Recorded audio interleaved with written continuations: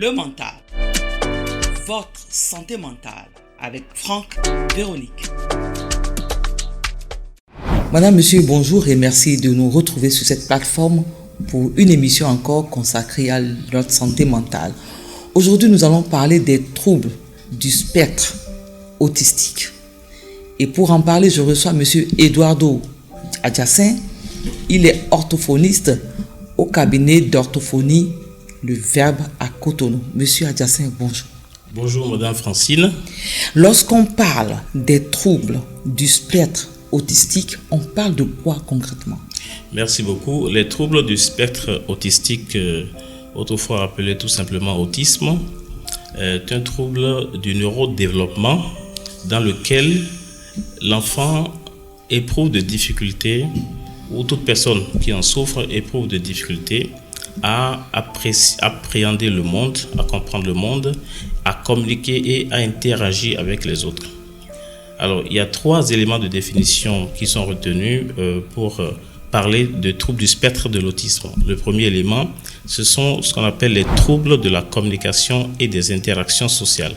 C'est des enfants qui auront du mal à regarder les gens dans les yeux, à pointer du doigt ce qu'ils veulent, à suivre du regard ce qu'on leur montre ou à répondre à toute interpellation de la part de leur interlocuteur. Le deuxième élément, c'est ce qu'on appelle les comportements restreints et stéréotypés, c'est-à-dire que l'enfant a quelques comportements, ces comportements ne sont pas variés et il va les répéter de manière permanente. Fréquente. Voilà, de manière fréquente. Et il y a aussi chez les enfants qui souffrent du trouble du spectre de l'autisme ce qu'on appelle une sensibilité sensorielle. Donc, ça peut se manifester soit par une hypersensibilité ou une hyposensibilité, soit au son, au bruit, un bruit de l'environnement, à la lumière, etc. Ou même à des odeurs. Voilà ce qui définit un peu, comment on peut définir un tout petit peu les troubles du spectre de l'autisme. Alors, quelles en sont les causes? Comment on en arrive là à avoir un enfant comme ça, qui connaît ces troubles-là? Alors, les troubles du spectre de l'autisme ont des causes multifactorielles, c'est-à-dire que c'est un certain nombre de facteurs qui expliquent la survenue de l'autisme. Premièrement, il y a les causes génétiques. Un certain nombre de mutations survenues dans le génome des parents peut conduire à la manifestation de l'autisme. Il y a les facteurs neurologiques. Donc, la science a prouvé que les enfants autistes ont la structure du cerveau et le fonctionnement du cerveau des enfants autistes est différent de la plupart des gens. Et puis, enfin, il y a les facteurs environnementaux qui sont généralement des facteurs prénataux. C'est-à-dire que la mère de l'enfant a sûrement été exposée soit à des maladies, soit à des polluants, des substances toxiques ou à des médicaments, n'est-ce pas, qui peuvent expliquer la survenue de l'autisme. J'ai appris, monsieur Adjacin, que même s'il y a des conflits entre les parents et que la mère se met dans un état dépressif, ça peut agir sur le fœtus et le rendre autiste. C'est vrai?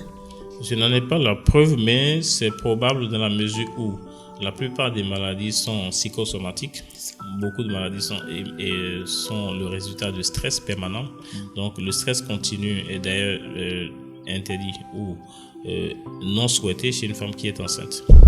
Mais alors, quels sont les symptômes lorsqu'on voit, à quels symptômes, je dirais, les parents reconnaissent que leur enfant est autiste ou a des troubles de langage?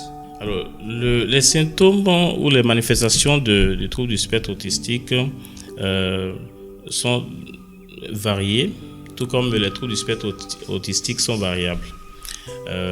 Premièrement, sur le plan physique, ce sont des enfants qui ont des troubles du sommeil. Ils dorment tard ou ils n'aiment pas dormir, ou pour certains, ils se réveillent fréquemment dans la nuit. Généralement, les enfants autistes présentent aussi des troubles gastro-intestinaux qui peuvent se manifester par un ballonnement ou des douleurs abdominales ou de la constipation. Les enfants autistes présentent généralement une hypersensibilité sensorielle. Ils n'aiment pas le contact, ils n'aiment pas le toucher, etc. Et souvent, ils ont des comportements de retrait. ils ont des comportements de retrait, ils n'aiment pas intégrer des groupes tels que par exemple jouer avec les enfants de leur âge. Sur le plan émotionnel, c'est des enfants qui vivent une souffrance atroce du fait qu'ils n'arrivent pas à exprimer leurs émotions. Parfois, on peut penser qu'ils sont indifférents aux émotions des autres. Cette indifférence se manifeste tout simplement par le fait qu'ils n'ont pas les moyens de pouvoir exprimer ce qu'ils ressentent. Si par exemple la mère de l'enfant est triste, elle s'attendrait à ce que son enfant, peut-être de 4-5 ans, vienne vers lui, maman, qu'est-ce que tu as? Mais l'enfant peut paraître insensible, même si elle pleure. Voilà, indifférent. Cette indifférence n'est pas de l'indifférence au vrai sens du terme, c'est plutôt une incapacité pour l'enfant à mettre des mots sur ce qu'il ressent. Et la cause, c'est quoi? Qu'est-ce qui amène les enfants à être dans cet état de diminution? Alors, il a été prouvé que les enfants autistes ont, premièrement, une structure du cerveau et un fonctionnement du cerveau différent de la moyenne des gens. Donc, c'est déjà une des prédispositions de l'enfant à se comporter ainsi. En dehors du fait que les enfants sont prédisposés à agir ainsi, il y a aussi le fait que dans leur environnement immédiat, il n'y a pas d'éléments qui les incitent, il n'y a pas d'éléments qui les motivent à communiquer. Ils ont ce désir de rester en retrait.